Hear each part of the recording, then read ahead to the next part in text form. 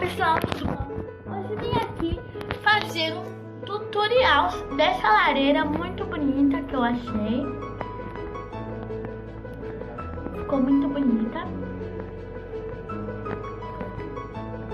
Então, bora lá, né?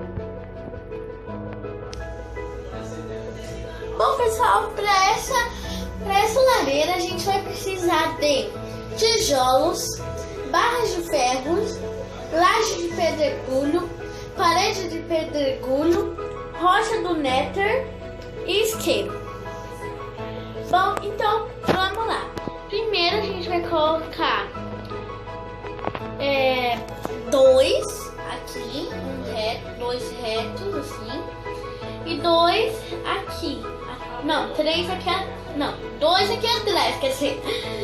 Aí vai ficar faltando isso aqui, pode deixar assim. Vai fazer a mesma coisa desse lado. Aí você vai subir aqui uns 4, tá bom? 4 tá bom. Você pode subir. Aí depois que você subir, você vai pegar as barras de ferro e vai colocar aqui na frente.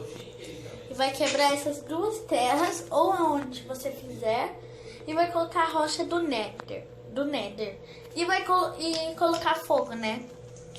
Bom, agora para fazer a parte de cima, você vai pegar, vai tampar isso aqui e vai subir de 4. Assim, ó, vai sobrar esses aqui do canto, vai subir nos 4.